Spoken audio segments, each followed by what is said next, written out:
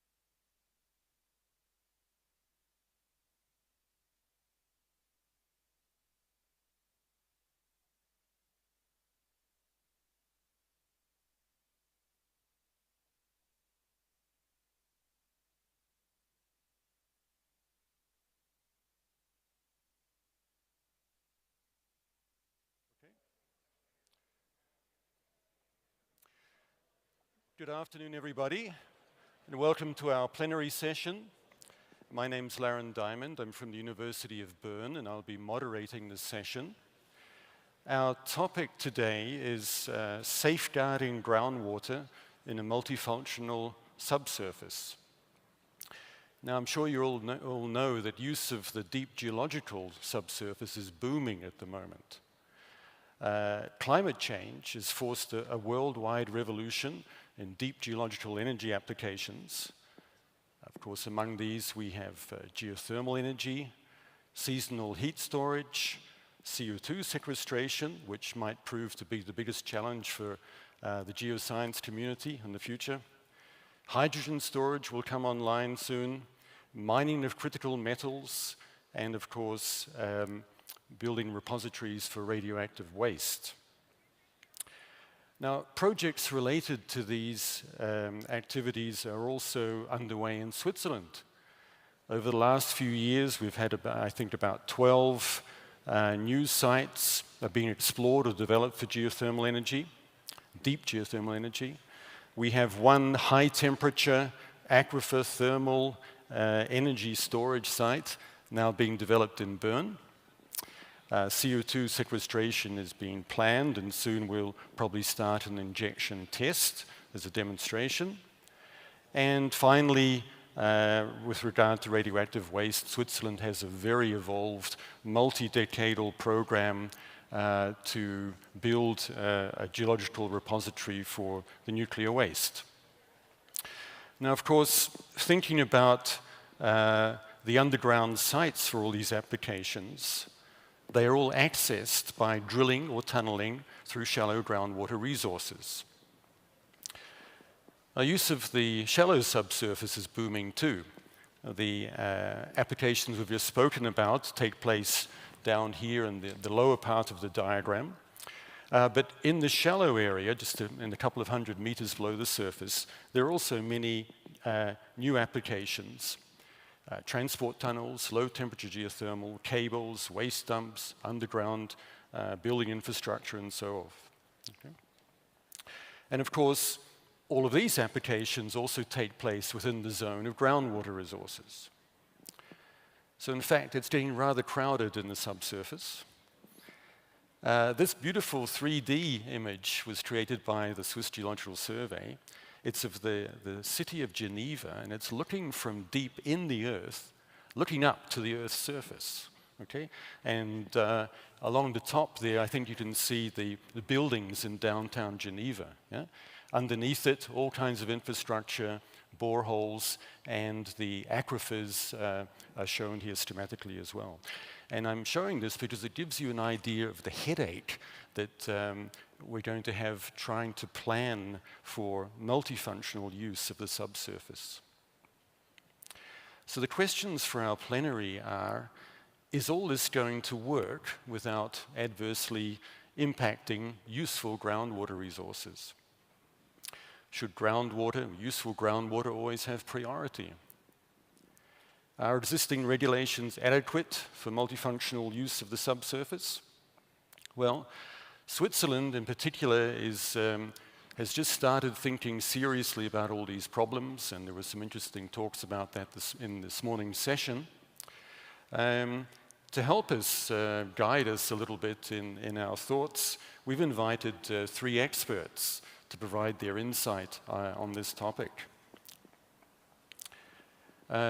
So this is our session program. We're going to have 3 brief keynote speeches. The first is by Dorian Dinkelman from Utrecht. She'll be talking about subsurface heat storage and groundwater protection in the Netherlands. Our next speaker will be Eric Nicol from Regina in Canada, who will speak to us about subsurface CO2 storage and groundwater protection in Saskatchewan. And finally, Michelle Meyer from Geneva will talk about geothermal energy and groundwater protection in the canton of Geneva. Now, we won't take any questions after these presentations. We'd prefer you, if you have questions that occur to you, could you please scan in this code? I'll leave it up there now for another 20 seconds or so, and submit your questions digitally. And at the end of this session, we'll take some of your questions for discussion. So right after the keynotes, we'll have a brief panel discussion on some prepared questions, and then move to any questions that you've submitted us from the audience. Good. So I'd like to ask our first speaker, Dorian, to come up, please. And I'll look for her talk.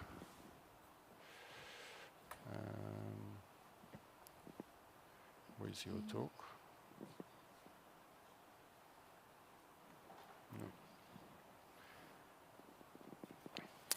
No. Dorian has been working for about the last 5 years for the Geological Survey, TNO, in the Netherlands. She has degrees in geology and in sustainable development, and she manages to combine those two in designing aquifer thermal energy storage projects and geothermal energy. Yes. Please. Thanks for the introduction, Larry. Yeah, I'm Doreen. I work for TNO. That's the, as you told, the Dutch Organization for Applied Scientific Research. And the Geological Survey of the Netherlands is part of TNO, so that's the part that I work for. And today I will talk about subsurface thermal energy storage in the Netherlands and the impact on groundwater. And more specifically on integrating aquifer thermal energy storage with other uses of groundwater in the subsurface. First, why is subsurface thermal energy storage needed? Here you see the heat demand in the northern hemisphere. We have a large heat demand in summer and a very low heat demand, of a large heat demand in winter, sorry, low heat demand in summer. And if you have a base load heat supply, all this heat that's basically left over in summer, you can store in the subsurface and then use it in the winter when it's needed. And in the Netherlands, we do that mainly in aquifers, because we have a lot of suitable aquifers for this. And this is the principle. So in winter, or in summer, you inject hot water in the well, in the hot well, and you produce cold water from the cold well to cool buildings, or also even whole cities or neighborhoods. Depends on the size of your system. And in the winter, you produce from the hot well and use the heat, and then you inject cold again in the cold well. And in the Netherlands, we make distinction in temperatures. I know for every country this is different, but in the Netherlands, low temperature is below 25 degrees, and we have regulation for that. Medium temperature between 25 and 50, and high temperature higher than 50 degrees. And of these low temperature systems, ETA systems, we have many of them, about 3,000. And they're located in aquifers, say between 20 and 100 or 200 meters depth. Yeah, all over the country, as you can see, mainly in the western part, there's a lot of urban areas. But in these aquifers, there's also other uses, as you can see here.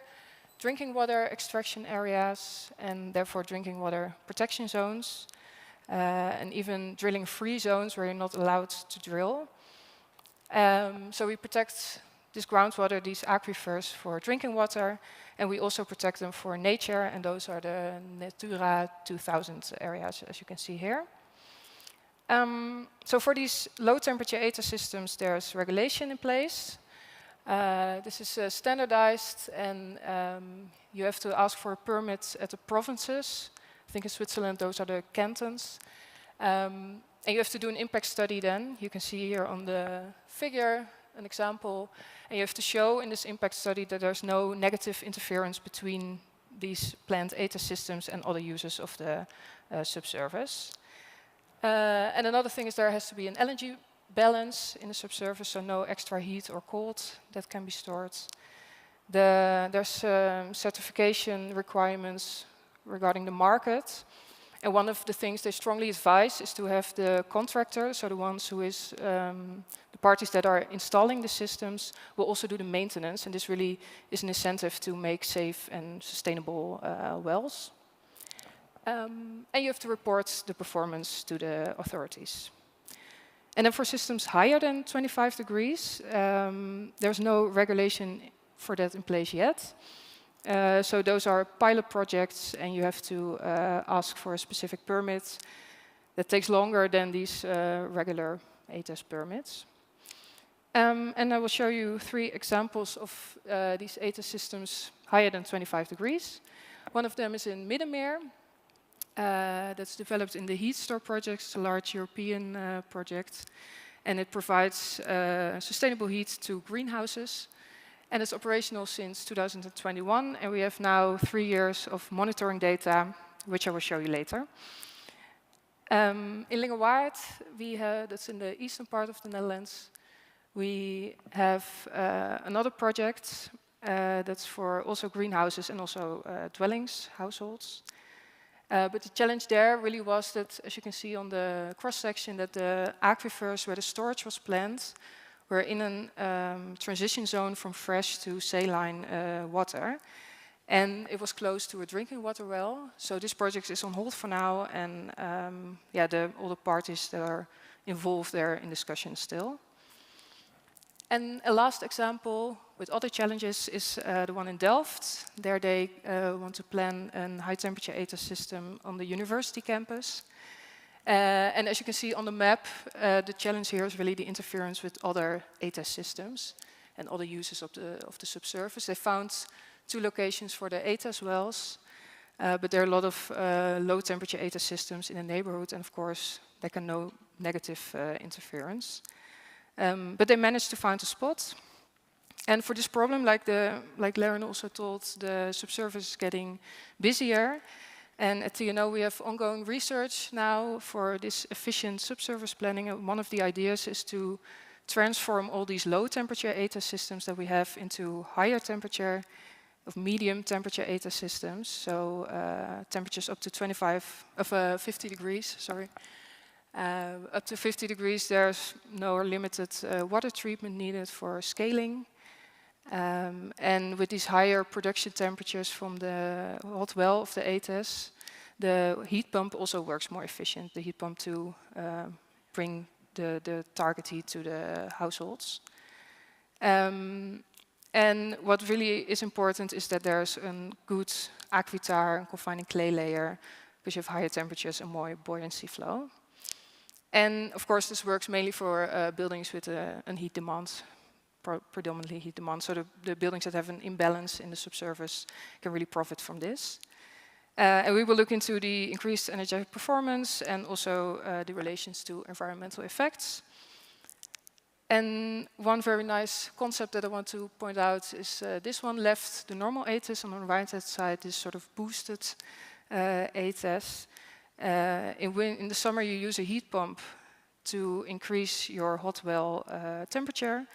And this, again, is a win-win situation, because in the Netherlands, the electricity net is quite congested in the summer from all the renewables. And if you can use that electricity, store it in summer, and then use the heat in winter, that's a very favorable development. So this is just an example. When you store these higher temperatures in the subsurface, of course, monitoring is really essential for a safe operation. We have this one system in Middenmeer where we have data from, and I will show you some results. And this is really the way to go, learning by doing so while we have these projects. And we have a really intense monitoring program for 3 years with the operator and also research parties to learn from this. I will talk about the thermal effects. There's a DTS fiber optic cable installed in all the 3 wells. On the map you see the hot well, the monitoring well, and the cold well. The monitoring well was first a test drilling and then is turned into a monitoring well. And the DTS cable goes through all the 3 wells. It's the red line here in the figure. Also, we did a lot of research into well clogging. There was none. There was also no sand production.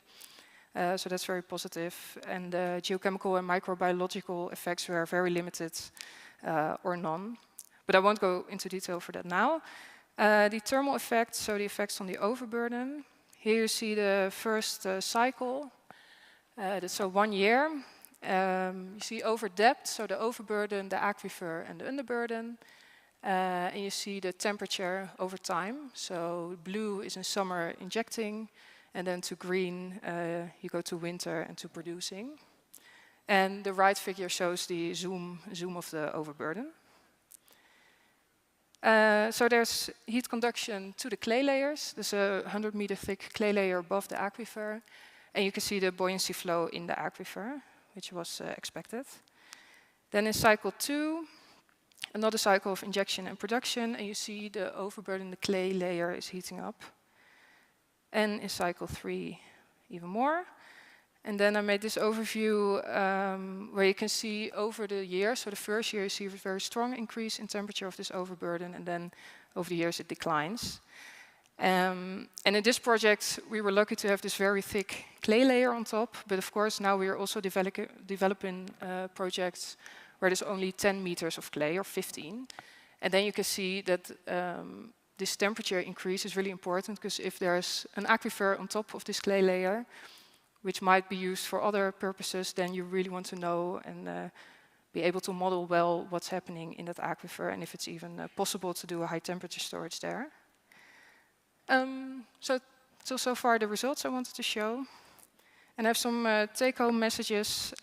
First of all, large-scale energy storage is really needed for the energy transition, and in the Netherlands we have very proven technology of these systems. Below 25 degrees, there's good regulation in place.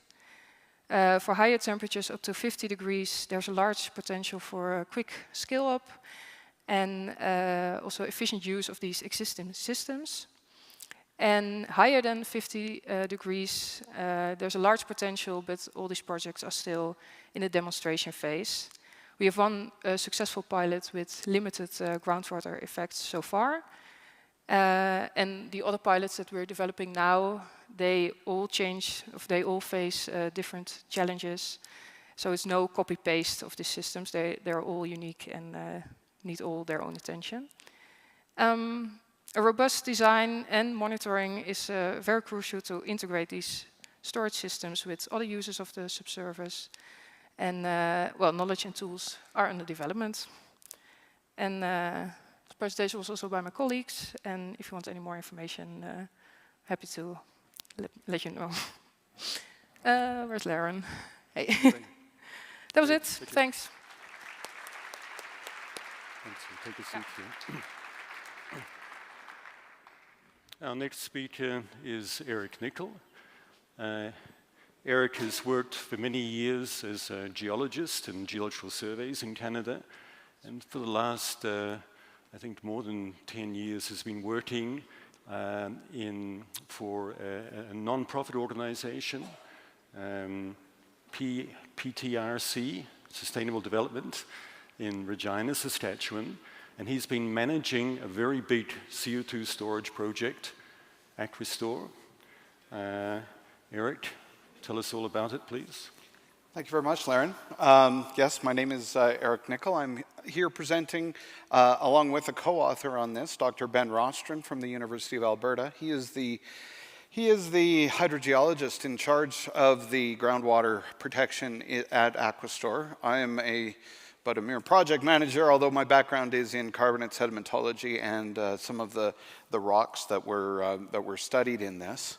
To start off, CCS in Western Canada got going fairly early on because of my company in part, and because of the opportunities that were there with enhanced oil recovery, which is the Weyburn project here.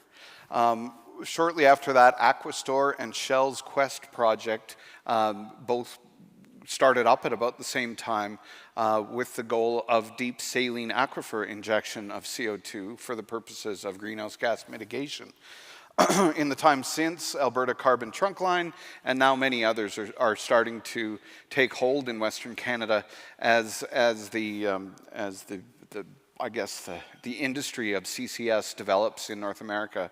The federal governments of Canada and the United States have significant tax incentives to do CCS for large-scale emitters.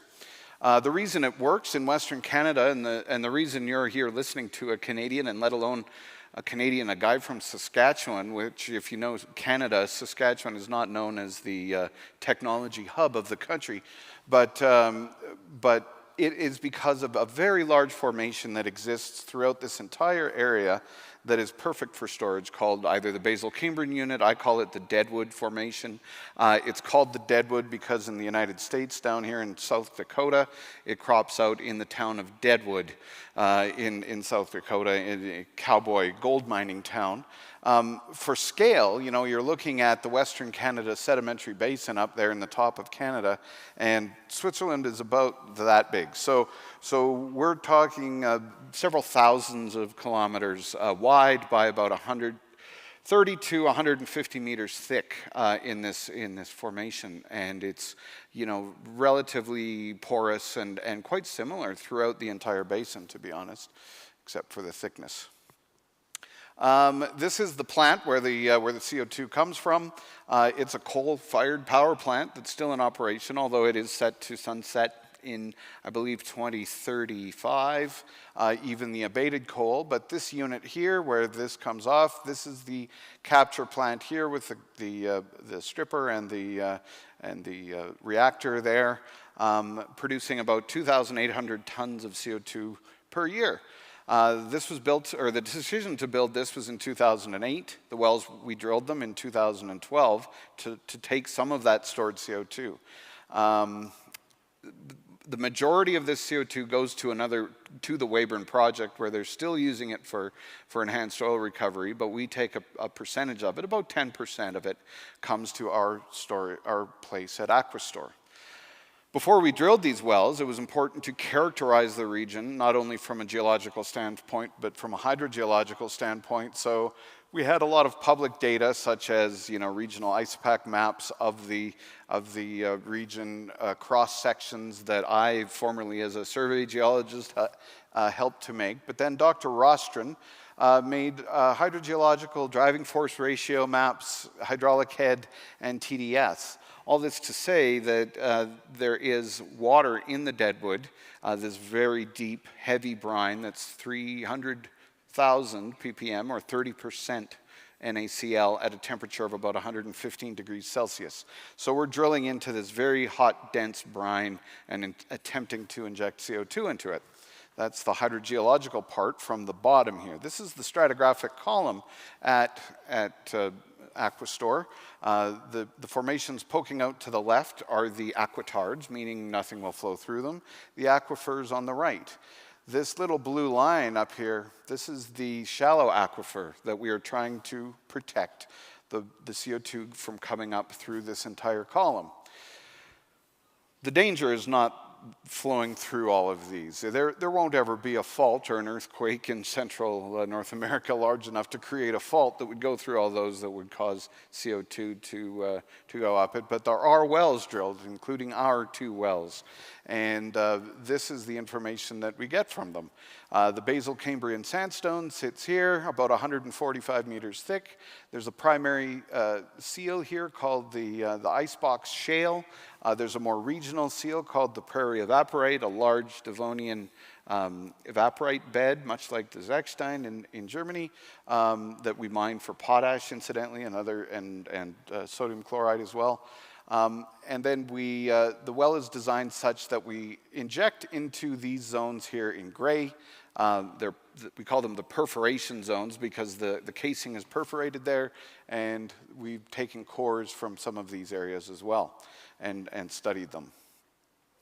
Permeability in millidarcies varies from, you know, for the most part, we have some very high readings of 100 or more millidarcies or 200 or more, but most of it is in this kind of below 100 to 10 to 15 millidarcy range. They're interbedded sands and shales with porosity ranging from 15 at the highest down to 2.5%, highly variable throughout the 145 meters thickness.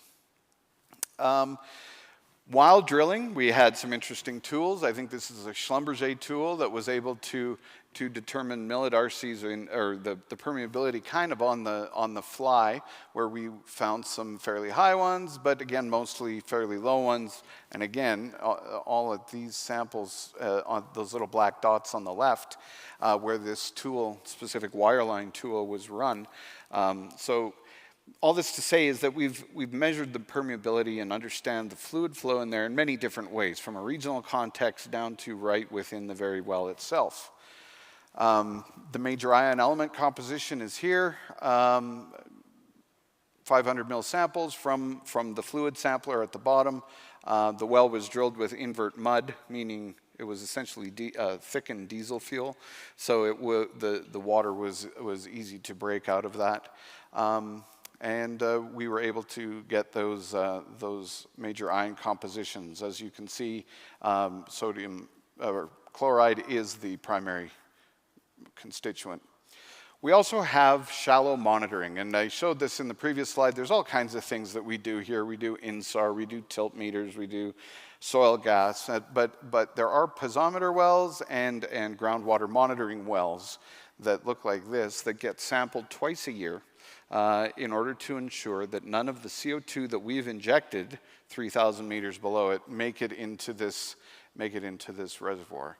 The region that we determined that we would have to check groundwater came from the original modeling. This looks nothing like what the actual model is, but based on the volumes, that's where we are. We developed a baseline. Very important to develop a baseline so that if there is a change, we know what potentially caused the change. This is a very roughly drawn cross-section of the surface in green. The two reservoirs, shallow aquifers that the local people use. There's farmers there that utilize these for watering cattle. It's not, I think, physically, humanly potable. It is still fairly rich in ions, but the flow through these channels is to the north. It's fairly well understood, and we access a lot of wells to make sure that this doesn't change. The majority of the flow is up through this upper 30 meters. It's fairly shallow. Group 1 are these domestic wells, farms essentially, that occur to the north and west of the site. This is 1 kilometer right here, so within this 3.5 kilometer circle. Group 2, Sask Power, the owner of the lands, tableland aquifer wells, they had a bunch of wells to check on their mining operations here. We checked wells right within the mine operations, underneath the tailings ponds and so forth.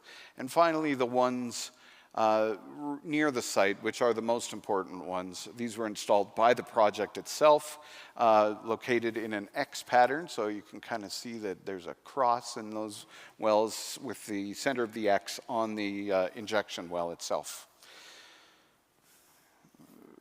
Okay, whoops. And this is the main groundwater chemistry of it. I don't have time to go through this all in detail, and I asked my colleague, Dr. Rostron, what should I say about this slide? And he said, just say it's variable, because it is highly variable. It is very, let's face it, fairly poor quality water. You wouldn't want to drink this stuff. The farmers in the region, they bring in water for drinking. This is for feeding cattle and for probably their washing and so forth. High sodium and sulfate could be generated by dissolution of gypsum. There's coal strip mining in the region that affects some of these concentrations as well. Moving on. This is date along the bottom where the very first samples were taken on May 25th, 2013, right up to September of 2023. Looking at some of the major ions, there is no appreciable change in any of them. Our goal as a project is to not find out about a leak in CO2 by seeing it show up here. As if you were in my previous talk, we have a lot of systems that monitor this, hopefully long before it gets to the shallow groundwater. But what is important is to have this done not only for the regulator, not only for the project itself, but for the public assurance. More CO2 projects and CCS projects have been ended because of a lack of public assurance than have been ended because of a technical issue. So some of the main takeaways, Aquastore is the storage portion of a large CCS project. Successful storage and subsurface monitoring has been demonstrated there, as those of you who were in my previous talk know. The groundwater is characterized both deep and shallow so that we know what we're injecting into and we know what is important at the top. Potable water wells are closely monitored, but the monitoring goal is to identify leaks as much as we can before they get to that. And I think that's all I have. Thank you.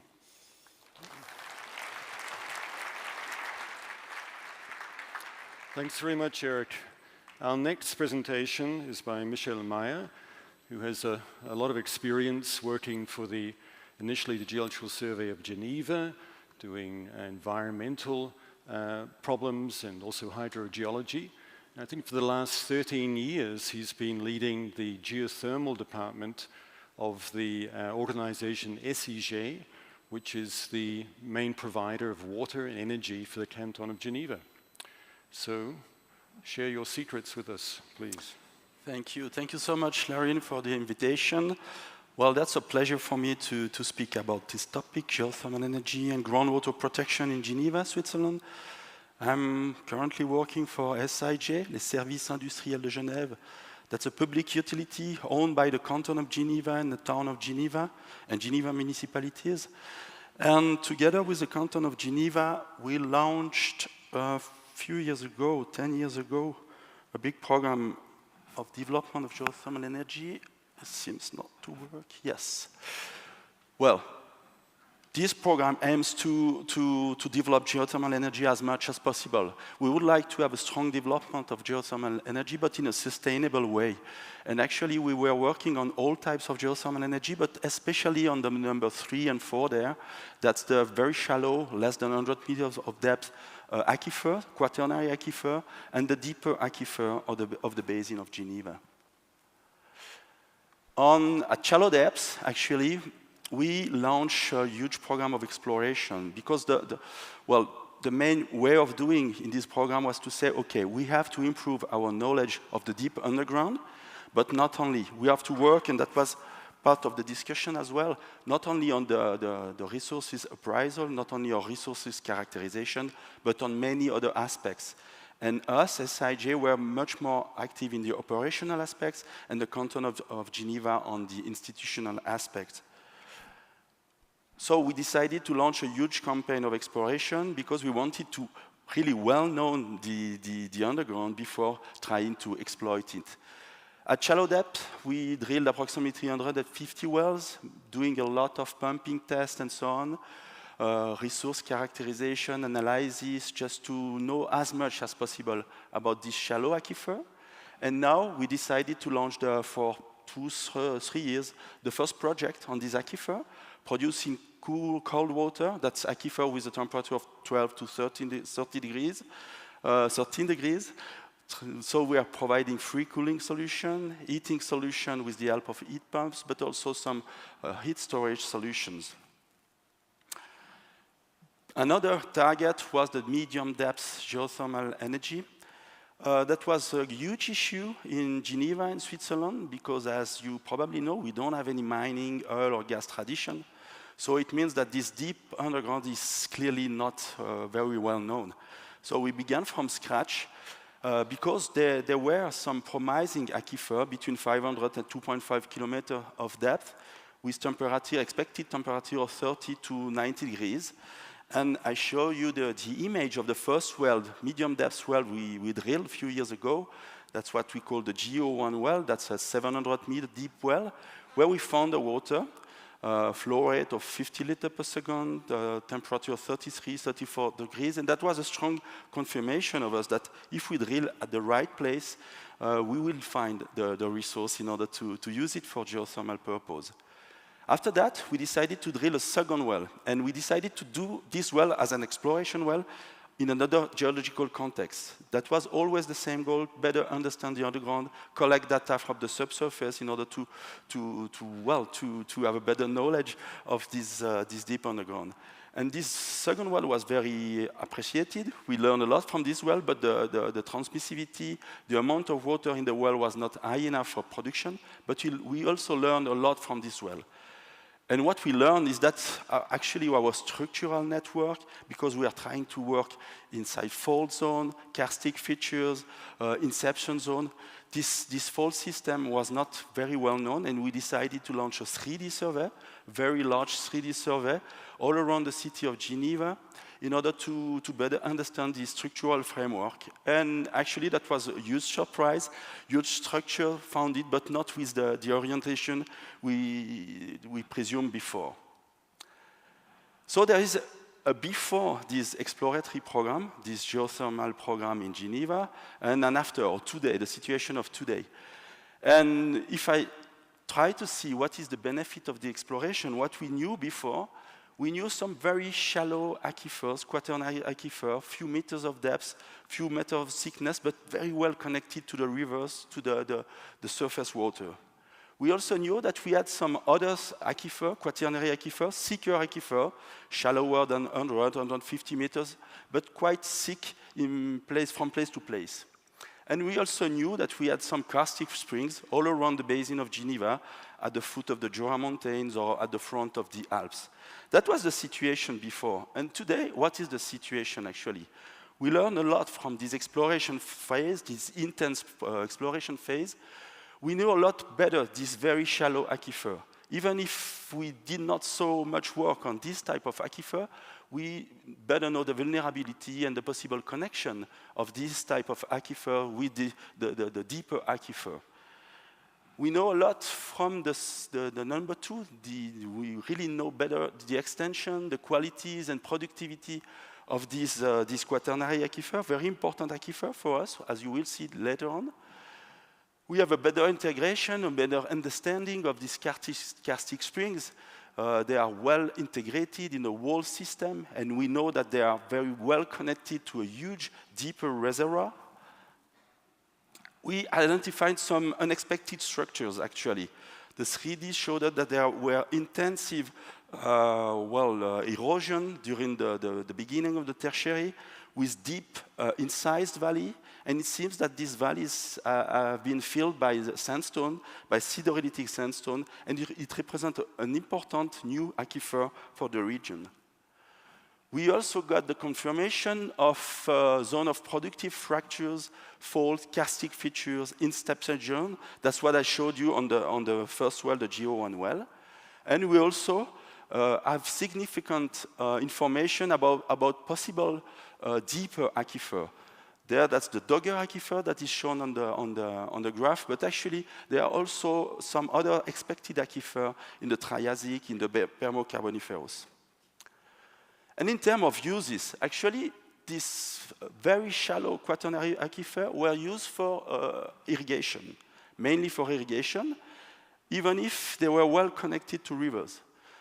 The second one was used for drinkable water, providing 20% of the drinking water of Geneva, but only a part of the resource was used for this purpose. And there were some withdrawals of the karstic springs, but not so much, because we saw at the end of summer some very low water issues, and that was mainly used in order to feed the river, to bring water to the rivers. And what is the situation today? Well, the 4 and 5 were previously unknown, and the 6 were previously unlocated. And it brings a lot of new questions, actually, to have this new knowledge of the underground. For the number one, very shallow aquifers, these low volumes and low water support issues, is there a better resource for irrigation? And it seems to be, because it's very often used for irrigation, but it's not so resilient, actually. It has sometimes some strong impact on the river flowing close to this aquifer. The number two seems to be very, very important in terms of planification, use of the underground resources. How can we make the most of this resource? How can we use it and protect it? Because it might be useful for drinkable water, but also for irrigation and also for thermal uses. Then this number 4 and, well, this number 3, the karstic feature. Does the new knowledge enable us to better manage low water levels? Yes, it seems to be. We know the system now. We know how these springs are fed by the precipitation, how does it work at the scale of the reservoir, and it's really useful in order to better manage these resources. And then number 4 and 5 were designed for geothermal energy, but actually the first well showed us some fresh water. Not directly usable for irrigation or for drinkable water because it's, well, a bit of H2S, but not so far from this type of use. So it brings some new questions and new solutions. And of course, for the deeper aquifer, it shows that we are even richer than we thought before, and we have to explore this deeper aquifer. So the canton of Geneva saw that there is something to do with all this experimentation that we did, all this exploration that we did. And they decided to change the regulation, to create a new cantonal law on subsurface resources, and to develop a new tool. This tool is called Plan de gestion des ressources du sous-sol, Underground Resources Management Plan. And this plan aims to not only protect and ensure sustainable management of these resources, but also to try to use these resources for the energy transition and for the ecological transition. And this tool is based on a geological information system. They did a really good job in order to construct a geological information system where they centralize all the existing data, they valorize all the data, they are managing some important maps, as I will show you now. These maps, this underground resources management plan is declined at different scale. At the scientific level, representing the raw data, for instance, the borehole, the piezometers, and so on. At the technical level, with the interpreted data, the hydrogeological map, the water table contours, and so on. But also at the strategic level. And now, that's a declination in 2D, but by the end, it would be a 3D model representing all the underground resources in order to be able to use the underground as we are managing the surface to make the underground enter in the territory planning. So it seems that there will be an intensified use of groundwater in Geneva. It seems to be possible. Of course, for geothermal energy, that was the major aim of our discussion at the beginning, but also in order to achieve some other ecological transition objective. But it seems to require some investments in terms of money in order to have a good prior knowledge of the subsurface and to be able to integrate all the data in an information system accessible to everybody. And of course, they also had to work on legal basis and procedures to enable planning of the subsurface territory using appropriate institutional tools. So that's what I wanted to say to you. Thank you.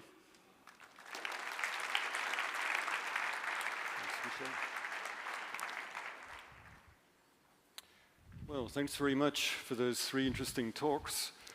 We'll just take a minute for a question or 2 here with the panel, and then we'll address some questions which have come in from you in the audience. Well, we've seen that this explosion of interest in heat storage, geothermal energy, and CO2 sequestration has come from the need for us to adapt to climate change the way we do business. But there are many complications and implications. For example, CO2 sequestration, if we fill a reservoir with CO2 forever, we can't use it later as a hydrogen storage reservoir, such things. So I'd like to ask the question, is it really worth it, what we're doing here? Do you view your fields as somehow being game changers in this let's say, effort to accommodate climate change. I'd like to start with you, Eric, first. Sure. Will CO2 sequestration work at the giant scale we need? Yeah, you know, when we start to think about the number of projects that are necessary, I think it was the IEA that published some absurd number of very large CCS projects that need to occur in order for us to reach that, that goal of net zero by 2050. In North America, one thing we do have is space.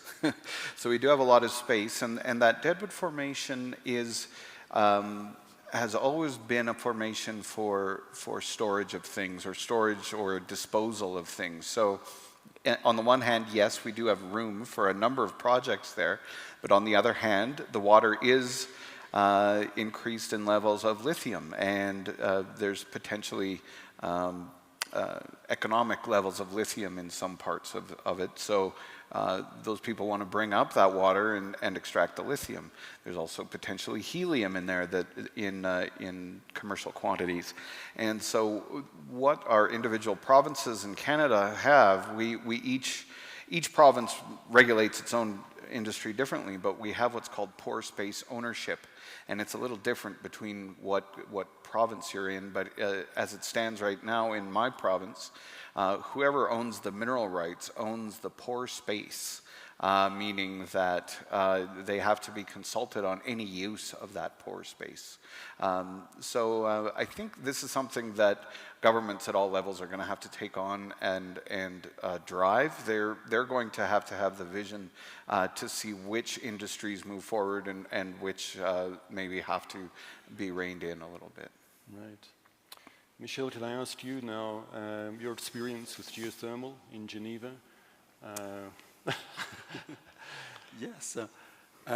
Actually, well, there was a strong political support at the beginning from the beginning of the program, because they had some interesting discussion at the Parliament regarding geothermal energy, and some interesting people went and said that it would be really interesting in order to phase out from gas to develop this type of energy, especially for heating and cooling solutions. But actually, from the beginning, I think that the people from the canton, the politicians, but also the experts of the canton, they had the feeling that they were the owners of this underground in Geneva. And that's a kind of asset for the collectivity to have this underground. Because in this underground, okay, we are facing huge biodiversity issues, but the two major issues, except that biodiversity, is water and energy. And this underground, this Geneva underground, may bring some very important, relevant solution for these two topics. And they really appreciate that from the beginning, and they said, okay, we have to make something that's an asset. We don't know exactly what we have under our feet, but actually we know that it could be part of the solution. We don't know how big will be the part of the solution, but we have to better understand it, to better know our underground. So it was not to develop geothermal energy. They really wanted to manage it, to make it in a sustainable way, and not to launch several geothermal energy before knowing. And this approach was very rich because they learned a lot from other aspects for the other uses, not only for geothermal energy. Mm-hmm. Yeah. Dorian, what's your opinion after practical experience now with shallow heat storage? Yeah, I think, well, heat storage, but also energy storage in general. We really need the subsurface for that, because the alternative is to do it above ground. But then storage above ground, you're very limited by your total capacity. So for example, you can do also heat storage in tanks above ground, but then they can store for days or weeks. So it's really day-night storage or week storage. But as I showed you, the seasonal problem, so all the renewable energy sources will produce at a moment that we don't need them, or they're base load and we also don't need them in summer. So you really want to shift from summer to winter and need large capacities. And that's only, for now, only possible in the subsurface. So for example, this Middenmeer project, the one that's running now, is 8 megawatts, but can store up for 3 or 4 months of energy. So you can really shift for summer to winter, and above ground that would not be possible. And the same, for example, for electricity storage. If you have batteries above ground, they can store often for several hours or maybe maximum days. But if you can store it in the subsurface in the form of hydrogen in the caverns, then you can tackle the seasonal problem. I think that's why we, in terms of storage, we really need the subsurface. Right. For energy, for climate change. Yeah. And of course, the seasonal issue is very important in the Northern Hemisphere. We can't all go to warm countries. We've consumed our time already for this panel discussion, by the way. I'd like to ask Christoph, are there questions from the audience? So there are some concerns in the public regarding the different uses of the subsurface. So an interesting question, or a relevant question, of course, is what are the key knowledge gaps in understanding cumulative impacts of subsurface uses on groundwater quality, and how can interdisciplinary research address them for sustainable management? So key knowledge gaps in perhaps reconciling the use of the deep subsurface with the groundwater world. Well, yeah, that's our job as geologists to interpolate between where we have wells and we do things like seismic. I like the idea of a vibro-sized truck sitting right in the middle of Geneva there. Very interesting photo. We can fill those knowledge gaps. It's up to those of us in the room here to do that, in my opinion. Utilize the knowledge that we've gained from where we have it and put it, apply it across the areas of interest. Yeah. Any other comments? Yeah, I agree. And I think learning by doing. So have demonstration projects, monitor. And then, of course, you only have the short-term effects, but I think it's really crucial to keep doing that and have the long-term effects on microbiology and geochemistry as well. Yeah. Long-term monitoring, yes. Yes, and actually everything is connected. The different thematics are connected in between. And actually, it's impossible to have an holistic view without having a good knowledge of the underground. If you want to develop one single project, it may work. But actually, if you are trying to support public policies at different scale of water, thermal energy, electricity purpose, climate change, air quality, and so on, you have to think in an holistic way. And actually, you really have to make the underground enter in the discussion, in this holistic way of thinking. And for that, you need money for exploration. And well, we have to explain it more and more, because that's part of the problem. I think the money is missing for this type of knowledge, this type of exploration work. Right. Maybe I just ask the question, who should be paying for that? In the Netherlands? Yeah, in the Netherlands we have, I think, one of the best subsurface data information systems by the Geological Survey, and that comes from the federal government, so the national governments. They have a constant income for us to maintain that. And I think in the past they had this regulation that the oil and gas drillings and all drillings in the Netherlands, half of the physical drilling, so the bore material, has to go to TNO. We store it, and that was just regulation. Mm-hmm. And that's why we have this huge database of information now. But of course, from my side, it's easy. Yeah. Eric, who's financed data collection? In Canada, well, data collection is done by the companies that drill. It's mandated that they submit that data, but overall, for the development of things like CCS, it's funded by industry, but with incentives from government. And going back to the previous question about, well, what if we don't know what's going on under there? Well, that risk, to me, outweighs the result of not doing anything, I think. It's a good point, yeah. In Geneva, who's And paying? actually, well, in Switzerland, most of the underground and its resources belongs to the canton. And SIJ the public utility is owned by the canton as well. So the canton asked us to use part of our benefit in order to make this exploration work. And that was great to be able to launch it.